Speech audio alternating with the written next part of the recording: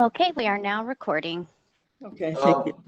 One of the people who's going to be participating on behalf of the petitioner just said a thing in the chat that said that she's here.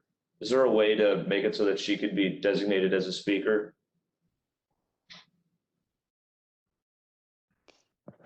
Yes, what is her name? Julie Nolfo. Okay, let me go ahead and change her role. And there will be two others as well.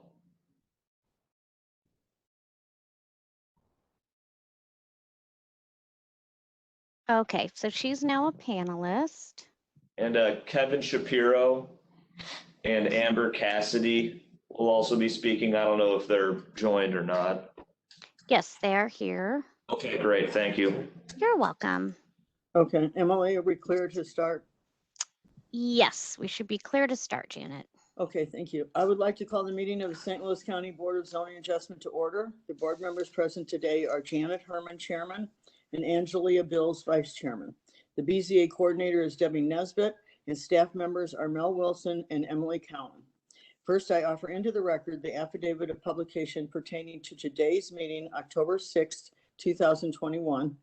The board hereby takes official notice of and admits into evidence on the record the St. Louis County Zoning Ordinance, Chapter 1003, the St. Louis County Revised Ordinance 1974 is amended, and Chapter 1004, St. Louis County Revised Ordinance 1974 as amended.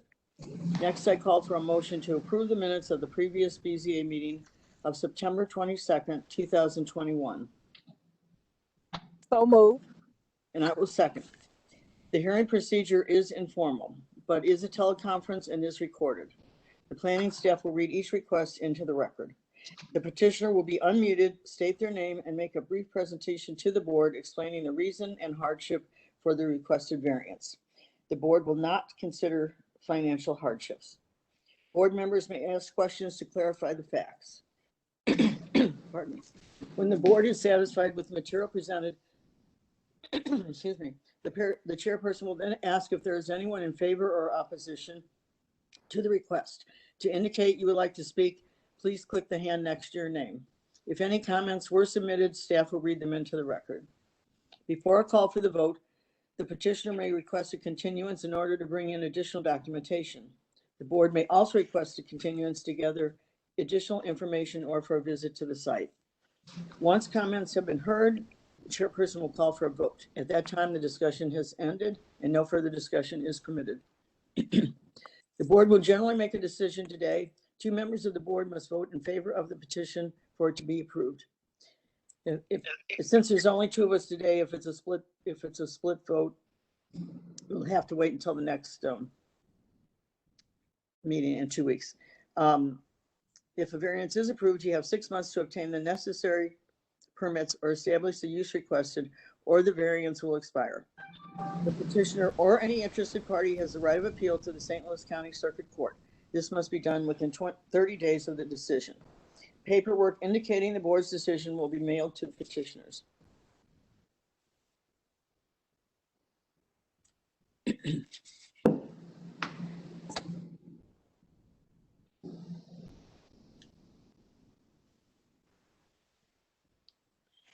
Emily, do you want me to read it into the record?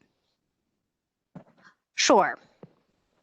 90-20 Cornerstone South County LLC requests an exception to the sign regulations for the purpose of installing new freestanding signage at 6926 and 6910 South Lindbergh Boulevard, maintaining a freestanding business sign of 300 square feet in lieu of 150 square feet along the I-55 frontage, a height of 52.5 feet in lieu of 35 feet for the sign along the I-55 frontage, and a development complex sign of 300 square feet in lieu of 150 square feet as required by the C3 shopping district regulations and section 1003.168 sign regulations of the St. Louis County Zoning Ordinance.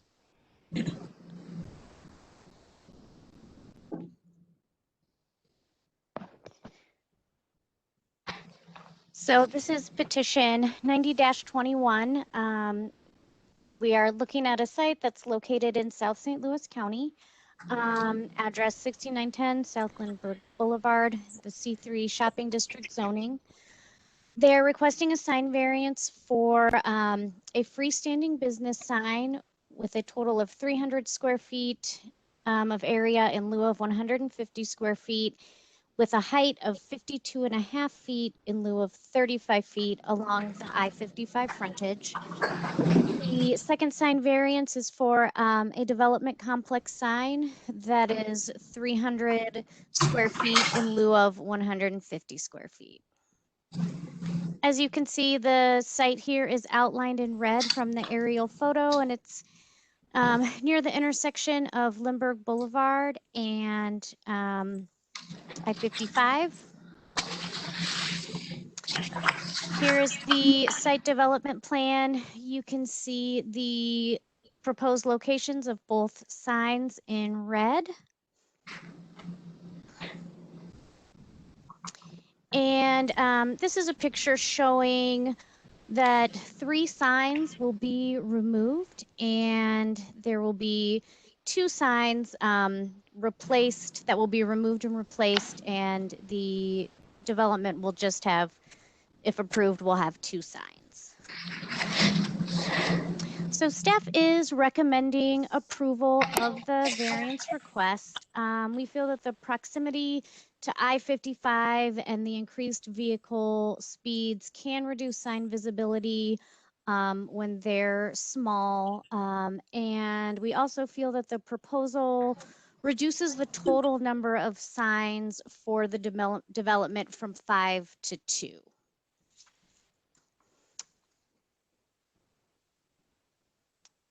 Okay, and then the petitioner may make their presentation. Who should I make the presenter? Us, Mike Doster. Mike, okay, one moment, please.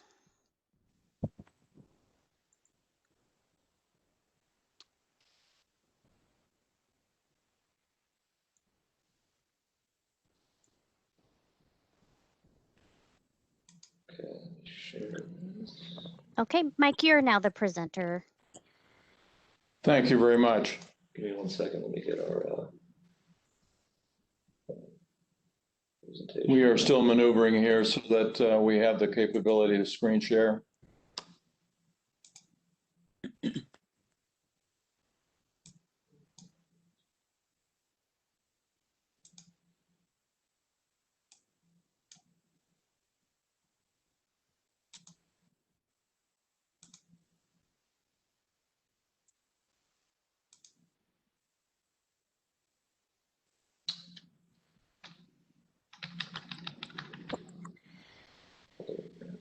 Can everyone see that? Yes. Okay, great. Go for it. Thank you. Thank you, Dan. Chair Herman and Board Member Bills, my name is Mike Doster. I am the land use attorney on the development team for the petitioner, Cornerstone South County LLC. The address of the property and the purpose of this petition have been already explained. At this point, I would ask that the staff report and the staff recommendation of approval be made part of the official record.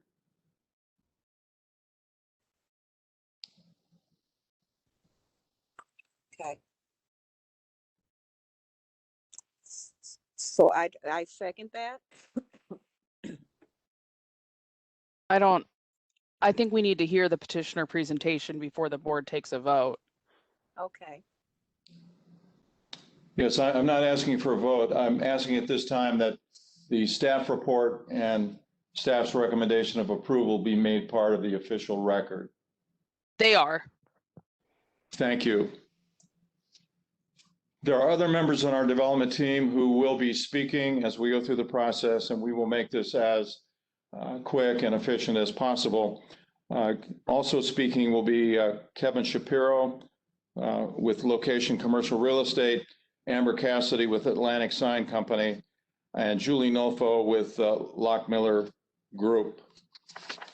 And it's possible that if you have questions, Dan Manning may speak if there is a question that I can answer and he can't. Again, the variance requests have been summarized already. We're asking for a variance request with respect to a Lindbergh freestanding sign. We want to increase the sign area of that sign, which is technically called the development complex sign, from 150 square feet to 300 square feet. The other variance that we're requesting, and it really has two aspects, is a variance with respect to the freestanding sign on the collector distributor road, which parallels I-55. We're asking that the sign area of that freestanding sign be increased from 150 square feet to 300 square feet. And we're also asking that the height of that sign be increased from 35 feet to 52.5 feet. In each case, with respect to the increase of the area, it will be more fully explained by Julie Nofo why that is the case. But the increase in area is to accommodate an increase in the font of the content of those signs. And the increase in the font is necessary so that motorists traveling on the collector distributor road or motorists traveling along Lindbergh can see the content of the signs. And the phrase that you will likely hear again is identify, interpret, and act. In other words, our goal for motorists approaching would be to give them the ability to identify what is on the site, interpret that, and make an appropriate action or take an appropriate action with respect to the direction of the motor vehicle. You have already taken notice of St. Louis County Code, which includes section 1004.070. That's on this particular slide. I won't belabor it, but the language that's in red is key to our request. First of all, we will prove, we believe, particularly through Julie Nofo's testimony, that not granting the variance request will present a hardship to the public, namely the motorists who travel the collector distributor road and also Lindbergh. And secondly, because this is an area variance that we're requesting, the practical difficulty standard is what applies, and we believe that we will be able to demonstrate that primarily through the testimony of Julie Nofo. At this time, unless you have questions of me, I would like to ask our second speaker to give you some background on the site itself, and that is Kevin Shapiro with Location Commercial Real Estate.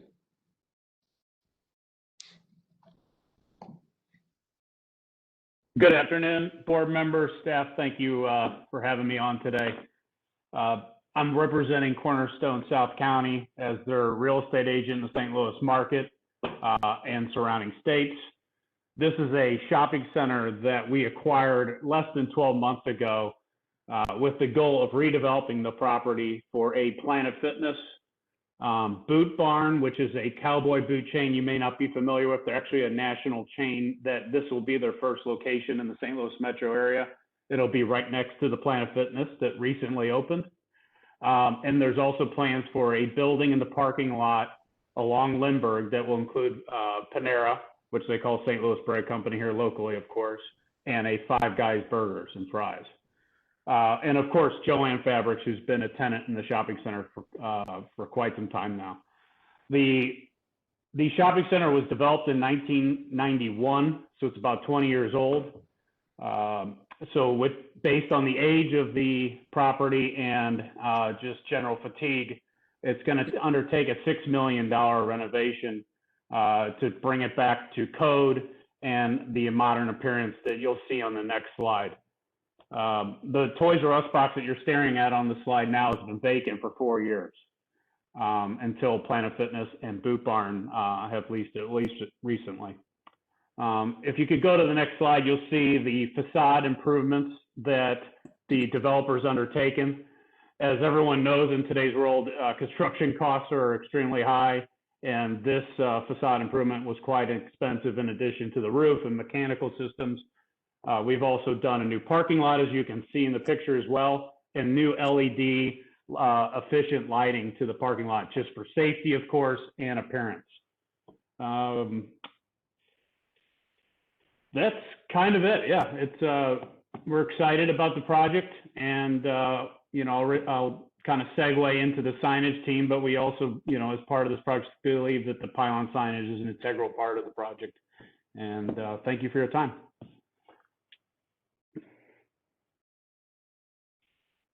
Our next presenter is Amber Cassidy with Atlantic Sign Company. Amber, when you're connected and ready to go, please start. Good afternoon. My name is Amber Cassidy, and I'm a project manager for Atlantic Sign Company. Unfortunately, my connection is a little poor, so my screen keeps freezing, but I am familiar with the exhibits that we submitted. My dialogue just might be a little off from what you see on the screen. I know going into our first slide is our site plan showing an overall view of all the existing freestanding signs on the property. There are, as mentioned earlier, 5 freestanding signs, and the site plan also shows that those will be removed and replaced with 2 new signs, one along the interstate and one along Lindbergh. Going through the additional pages that follow into the exhibit, just kind of give you a close-up view of each of those freestanding signs. First one would be along the highway, and then going to the next one would be along Lindbergh at the entrance.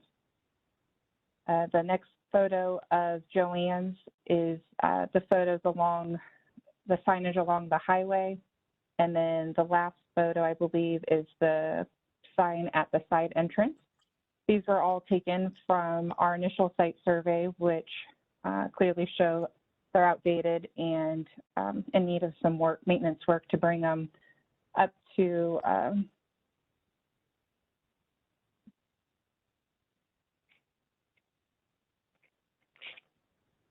and then going on into the other pages of our exhibit, page 11 and 12 show the proposed location and elevation of the new sign along Lindbergh. And then following that is the proposed location and elevation rendering of the new sign along the highway. When developing the designs for this property, we did an in-depth flag test to best determine where sign placement for optimal visibility and motorist safety would be best determined. We've actually set up our flags in several different areas and determined that what you see presented in this exhibit gives us those, you know, the best visibility for everybody. In our request in the design for the increased sign area, it is necessary to accommodate the large font of lettering, which will allow the motorists to clearly see, identify, interpret the signage.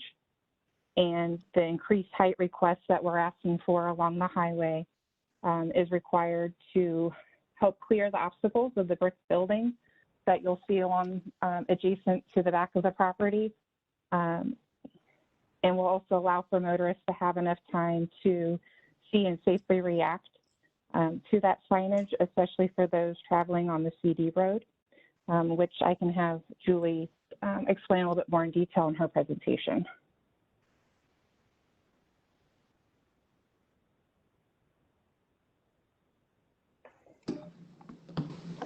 Mike, I can just take it from here if you'd like.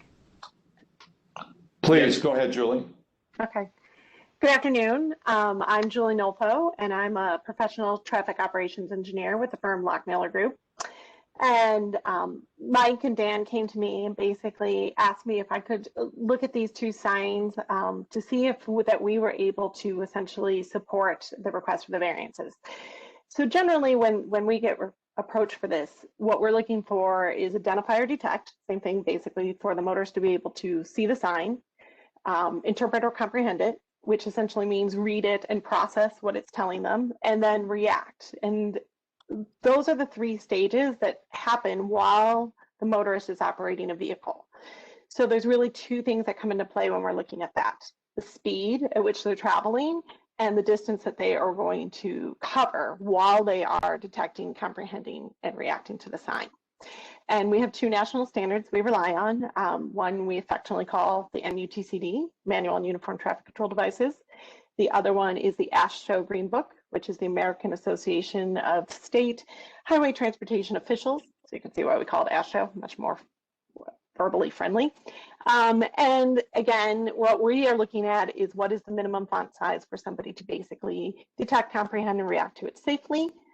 We then take that minimum font size that we recommend, we passed it on to Atlantic Sign Company, who then sized the signs appropriately. Just as a kind of general rule of thumb, it's usually about 1 inch in letter height for every 30 feet of distance that somebody is traversing.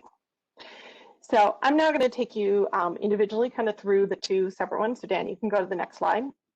I'm going to jump in on the northbound CD road one, so the sign that's proposed right next to the CD road. And it's important that we understand that it is immediately adjacent to a CD road and not the interstate itself. There's the interstate, and then in between the interstate and the subject property is a CD road that essentially poses some challenges. And those challenges are that this is a system interchange between I-55, 270, which is coming in from the west, and 255 that's coming in from the east. And all three of those interstates are converging in this one area on the CD road to allow either access to Lindbergh Boulevard, or they can choose to opt to go on to 55 northbound by going under Lindbergh and then transitioning back onto 55 northbound. So that's one of the challenges with this sign. And the other is, and Amber already alluded to it, was those brick office buildings that are pushed up just adjacent to the CD road south of the center and create a visual obstacle. So it doesn't matter what the size of the sign is. If it's hidden behind a building, it's still not achieving what we need it to do. So with the next slide, what I can show you is essentially, you see an aerial here. And so Dan, I'm going to ask you to kind of be my Vanna White and point to certain things. So you can see 55 is running from the top to the bottom on the aerial. And then you can see 270 is coming in off the left side of the aerial and 255 off the right side. So let's follow, for instance, the purple line. If I'm on 55 northbound and I want to get off to go to Lindbergh, I actually exit 55, the interstate itself, south of 270, 255, and I transition onto the CD road. And then I proceed up as if I'm going to Lindbergh. If I don't stay in the left-hand two lanes, then I would just ultimately go under Lindbergh and end up back on 55 northbound. The blue line, for instance, shows you if I'm on 270 coming from the west, and I want to either go to Lindbergh or go to 55 northbound, I will follow that blue path and I will loop around, and then I merge in with those who have exited off of Interstate 55. And together, that mix of traffic proceeds north and either gets off at Lindbergh via the two left-hand lanes, or they go on to 55 northbound via the two right-hand lanes. And then the green line shows you if I'm coming from 255, I have to kind of do that big sweeping curve that comes around, and I again am faced, and then I will merge in with that same traffic. So it all converged, Dan, if you can click one time, in that spot right there. That's a critical spot where suddenly we have 4 lanes across on the CD road. The 2 left lanes take you to Lindbergh, the 2 right lanes take you to 55 northbound. So for instance, if I've just come from 255, if I'm coming over from Illinois or somewhere over there, and I come up through here, I have to cross 2 lanes of traffic to get all the way over to get off at Lindbergh. So there's as you can tell, there's a lot of maneuvering and a lot of decision making that is happening in this short distance there, which, Dan, if you click one more time, the arrow will show you essentially, we have between the gore, which is the points where they come together, about 1,000 feet there, a little more than 1,000 feet that they have to make decisions. So now put yourself in the frame of mind of somebody who's trying to locate the center. So in addition to maneuvering all this different traffic from different interstates, they have to see the sign, they have to read and comprehend the sign, and they have to understand where they need to maneuver to get over for it. So you can go to the next slide, Dan. So here, I thought the easiest would be, we presented a memo that I assume has been provided to the board. So on page 6 of it, we basically talk about that we basically going back to the speed issue, there's no posted speed limit on the CD road. We measured the speed along there for a number of motorists, and it basically lands in the 55 to 65 mile per hour range. So with that differential, at a minimum, we need 980 feet for a motorist traveling at that speed to see the sign, read it, and maneuver over. So using that 980 feet, that in turn, kind of going back to that rule of thumb from those two manuals, dictates a 33-inch font for that primary tenant, so that essentially they know how to identify that center. Giving that to Atlantic Sign Company, it's their opinion that that 33-inch font dictates 128 square feet of sign area just for that primary anchor alone. And then in order to accommodate the 4 secondary tenants, that adds an additional 172 square feet of sign area. So it's our opinion that this request for variance is very prudent and it's reasonable, because without it, we would be concerned that we would have some erratic or last second decision making in there in these lane changes, which, given that you have, again, 3 interstates converging into one and deciding to go either to Lindbergh or on to 55 North, we want to make sure they have ample time to identify their destination and maneuver into it. The second issue with this sign has to do with the height. So again, you're seeing figure 9, which is from page 8 of that memo. And what you'll notice from it, we had to use an arrow to point out to it because you can't even see the existing sign. And this sign was taken, or this picture was taken from about 500 to 600 feet south of where that sign is. So going back to that decision-making distance we talked about, you know, we're well less than what we want there, and you still can't see that sign. And the reason you can't see it, besides the fact that it's undersized, is because it's hidden behind a building. So besides the area issue, height became an issue. And this is particularly important for somebody, again, coming off the 255 ramp, because when they swing around, they're also coming in a curve. And so they're not even tangentially facing in that direction immediately until they get themselves positioned into the right lanes there. So the next slide essentially shows you, now this slide is taken right from the point where we suddenly have 4 lanes across on the CD road. And you can see at the proposed height, now you can see the sign up and above the building height, which is essentially what needs to happen. So for these reasons, we felt that the request for the sign increase, or a sign height increase, was prudent and reasonable, again, because we're trying to make sure the motorists can see and read and maneuver with enough time so that they can get over to the left 2 lanes and exit onto Lindbergh Boulevard. So now I'm going to switch to the sign. Oh, sorry, I forgot I had this slide. So just to kind of summarize on the northbound CD road, the practical difficulty that's posed here has to do with the proximity of the property, in that it's basically tucked in between a system interchange at 55, 270, and 255, and a service interchange at 55 and Lindbergh. So again, lots of maneuvering happening in a short, tight space. And then the hardship to the public really is that if we can't see the signs and we can't read and comprehend them, then we're essentially going to have last second maneuvers that are going to result in a safety concern. And if it's not tall enough, it doesn't matter what the font size or the area is, they're just not going to be able to see it. So we need it to be right sized and high enough that they can see it. And to do so will avoid a potential traffic safety issue.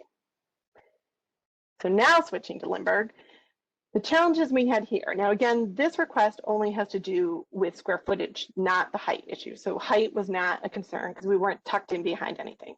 Our challenges here were different. One is, again, we have a lot of sign clutter all along Lindbergh Boulevard. But the other is we have an existing median on Lindbergh Boulevard. That means if somebody is coming from the southeast, they actually have to make a decision to turn into the center prior to even getting adjacent to the center. They have to make that decision at Crescent Drive so that they can make that left there and then turn into the center. Because if they don't, then, as I'll get into in a minute, they have a lot of adverse travel. So to kind of orient you here, you can see Lindbergh is kind of going diagonally across the aerial. 55 and the CD roads are going top to bottom. The signal indication, that is at the interchange of 55 and Lindbergh. The star represents where the center is. The existing median is very tough to see on the aerial, so I kind of pointed out to it, but it essentially goes from the interchange all the way down and across to just in front of, before it gets to Crescent Drive. And then it also goes north and west of the interchange as well over to Rusty Road.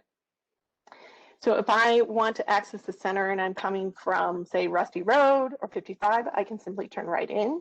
But if I'm coming from the south and the east, I actually, as I said, have to get into the left turn lane and then make my left there at Crescent Drive and to go into the center. So how does that all work with it? So the next slide, I'll kind of walk you through it. So basically the decision site distance based on the speed, most people are traveling about 40 miles per hour along there, is really about 625 to 715 feet. But one of the extenuating circumstances here is that they actually have to turn at Crescent Drive. So we had to add another 335 feet for them to be able to see, read, and react to that sign so that we make sure they maneuver over into the left turn lane at Crescent Drive. So that lands us at about 960 feet that they're going to be traveling while they're doing all of that, which coincidentally was just 20 feet less than what we talked about on the other sign. So again, we recommended 33-inch font height for the primary tenant.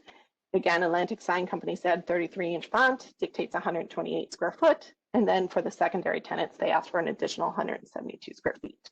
So that is essentially how we came to that conclusion. So the next slide will show you what happens if you miss it. So what you can see with the green arrows, if you do get into that left turn lane on Lindbergh and turn onto Crescent Drive, that's great. But what happens if you miss it? And Dan, if you click one more time. If I miss that left turn because of the presence of the existing median, I then have to go through the interchange at 55. I have to go down to Rusty Road. I have to make a U-turn there. I have to come back through the signal again for a second time at 55 and Lindbergh, and then I can come up and turn right into the center. So what that ends up being is 2/3 of a mile of adverse travel, and the customer having to travel through what we would quantify as 3 additional signalized intersections, although we're counting the one twice because they go through it both on the way out and on the way back after making their U-turn maneuver through there. Again, we're not looking for adverse travel. We're not looking for people to have to make a U-turn at Rusty Road. So for all those reasons, we felt the variance request was prudent and reasonable, and it would in turn provide for a safer situation. So to summarize on that, the practical difficulty again is due to where it is located in the heavily trafficked area. It is exacerbated by the raised median along Lindbergh Boulevard. And the hardship to the public, if they can't see and comprehend, detect, comprehend, and react to the signage, is that they would have to travel 2/3 of an extra mile and make a U-turn and go through 3 signalized intersections. So it's our opinion that the variance alleviates a traffic safety issue. That kind of summarizes it. I know I just threw a ton of information at you. So feel free to ask me any questions, but in the meantime, I can toss it back to Mike and Dan.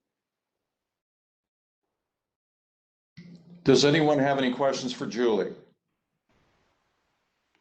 I probably put them all to sleep. I apologize. No, I do not. Well, thank you, Julie. That was very thorough, and I think hit the basic points. It would be our position. One moment, please. I didn't hear from Angelia Bills. Do you have any questions, Angelia? No, I do not have any questions. All right, go ahead, Mr. Doster. Thank you. I think Julie summarized the situation well.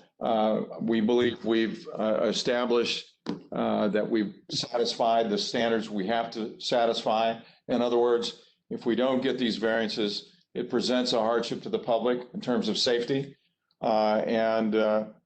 We have shown that there is a practical difficulty with respect to each of these signs and the variances we are requesting. The Department of Planning obviously has studied this, issued its report, and recommends approval. So we would ask that the board also approve these variances for the reasons we've stated. I'm happy to answer any questions that you may have. And if you have questions for others who have presented, I'm sure they would be happy to answer them as well. Okay, thank you. I don't have any other questions. Do you, Angelia?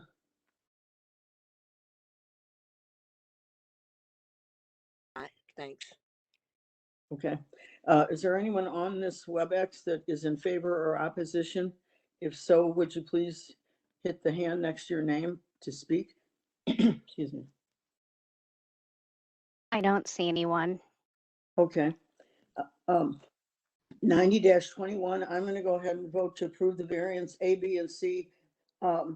Usually I'm not for large, that larger signs or taller, but I do see the need for identification. And I applaud the fact they're going from 5 signs to 2 signs. And with just the 2 signs to identify everybody, I see that you would need larger signs. So I'm gonna approve the variance as stated. I concur. Okay, your paperwork will be mailed to you. Thank you very much. Okay. Okay, I guess that's the end of the meeting. We only had this one today. So, That's right. So I don't know what the next agenda is looking like, Debbie, okay. but